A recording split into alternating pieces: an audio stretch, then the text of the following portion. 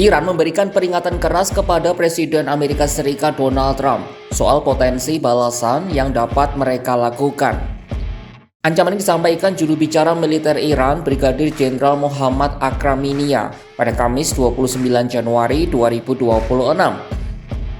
Akraminia memperingatkan pangkalan militer Amerika Serikat di Timur Tengah berada dalam jangkauan rudal balistik Iran. Bahkan ia mengklaim Iran hanya perlu mengerahkan rudal jarak menengah.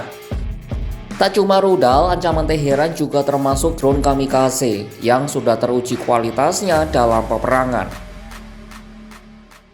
یا پایگاه‌های متعددی دارن که همه اینا در تیررس موشک‌های برد متوسط ما حتی هست، نه موشک‌های برد بلند و حتی پهپادهای کوتاه برد ما هست و بعضی از مواضع اینها رو با خیلی تسلیحات نیمه سنگین ما میتونیم مورد هدف قرار بدیم.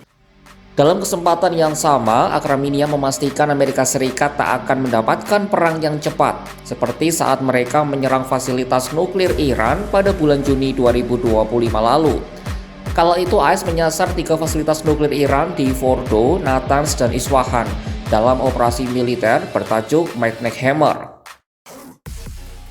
قاطع عرض میکنم اگر این خطای محاسباتی در واقع از طرف امریکایی‌ها صورت بگیره، قطعاً اونگونه که ترامپ فکر میکنه که یک عملیات سریع انجام بده، بعد 2 ساعت بعدش هم توییت بزنه که بله عملیات تمام شد و ما دیگه اقدامی علیه ایران نخواهیم کرد، شما کاری نکنی، بله شما کاری نکنی، اصلاً از این خبران نیست و حتما دامنه جنگ کل جغرافیای منطقه رو از رژیم صهیونیستی گرفته تا کشورهایی که امریکا در نزدیکی ما پایگاه دارند در بر خواهد گرفت. Ancaman Iran ini terjadi di tengah penumpukan personel dan kendaraan militer AS yang terus berlanjut di sekitar Iran. Kapal induk USS Abraham Lincoln telah masuk ke wilayah Komando Pusat AS atau CENTCOM pada Senin 26 Januari 2026 lalu. Kapal ini membawa gugus tempur Carrier Air Wing 9 yang dijuluki Shoguns, terdiri dari sekitar 65 pesawat tempur termasuk FA-18E Super Hornet. Amerika Serikat juga menyiagakan 3 kapal perusak rudal berpemandu kelas Arleigh-Burke yang tergabung dalam Destroyer Squadron 21.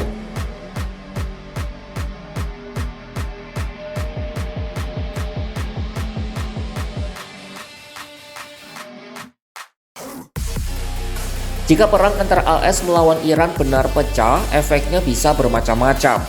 BBC mencoba membedahnya dalam 7 skenario yang merentang dari transisi demokrasi yang optimis hingga krisis kemanusiaan yang destruktif. 3 skenario pertama berhubungan dengan perubahan rezim di Iran. Skenario pertama menggambarkan sebuah serangan yang bersifat presisi dengan dampak korban sipil yang sangat minimal. Rezim yang sudah melemah akibat tekanan internal diprediksi akan terguling, sehingga membuka jalan bagi transisi menuju demokrasi agar Iran dapat bergabung kembali dengan komunitas global. Skenario kedua merujuk pada model Venezuela, di mana tindakan militer AS yang cepat tidak serta-merta meruntuhkan rezim.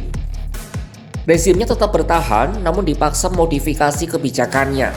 Skenario ketiga memprediksi runtuhnya rezim Khamenei dan naiknya rezim militer. Dalam hal ini adalah Korps Garda Revolusi Iran atau ERGC. 3 skenario berikutnya berhubungan dengan pembalasan Iran. Skenario keempat, Iran membalas dan negara tetangga ikut terkena dampaknya. Negara-negara seperti Yordania, Arab Saudi, dan Israel berpotensi jadi target jika dianggap terlibat dalam operasi militer Amerika tersebut.